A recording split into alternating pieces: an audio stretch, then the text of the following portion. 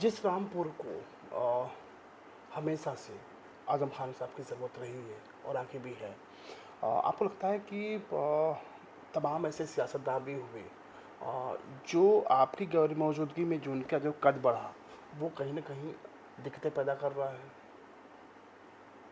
आप किसी का नाम लें तो यहाँ तो एक दो नहीं, न जाने कितनों के कद हैं जो मुझसे कहीं बड़े हैं और जिन्हें हमने खुद तैयार किया है। मैं तो एक हूँ, लेकिन जो अनेक लीडरशिप है हमारी, चाहे वो हमारी पार्टी की हो या देश की हो, तो उसमें तो मेरी कोई भागीदारी है ही नहीं। लेकिन तो हैं, उस होने को मानना पड़ेगा। ये बल्ब जल रहा है, मैं इससे इनकार कैसे कर सकता हूँ? आप मेरे पास बैठे हैं तो इस सच्चाई से कैसे मैं गफलत इख्तियार कर सकता हूँ? लेकिन आप पे सवाल खड़ा करना जिनका वजूद कल तक नहीं था, तकलीफदायक मैं होता है। नहीं, कोई सवाल मुझ पर, मैं काबिल सवाल हूँ ही नहीं।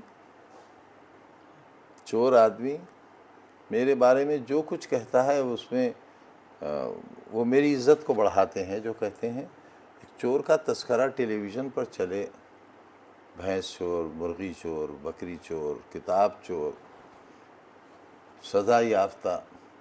अब देखिए, सुरक्षा नहीं थी मेरे पास जो फॉर्मर एमएलएस को मिलती है। एमपी एमएलएस को एक दो गनर मिलते हैं। जेल से मैं आया तो ऐसे ही फिर रहा था।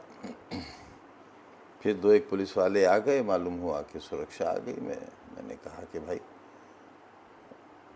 मैं ऐसे नहीं मानूंगा, मुझे कुछ लिख कर मिलना चाहिए कि मुझे सुरक्षा दी गई है। एक तो मुझे लिख कर दे दो, और ख़बर यह है कि वापस हो जाएगी, तो मैं एक दो दिन के लिए क्यों अपने आप को ख़तरे में डालूं? आज आप चलो मेरे साथ। तो मैंने अल्हम्दुलिल्लाह अभी तक मैं अकेला था, मैं अकेला हूँ। तो मामलात और हालात तो यहाँ तक हैं जी। कि ये एक दो पुलिस वाले भी, क्योंकि सज़ा याफ्ता हूँ, लिहाजा शायद ये भी वापस हो जाए। और जब तक मुझे इस बात का एश्योरेंस नहीं मिल जाता, तहरीरी इंश्योरेंस कि नहीं ये रहेंगे, तब तक मैं कोई सुरक्षा नहीं दूँगा।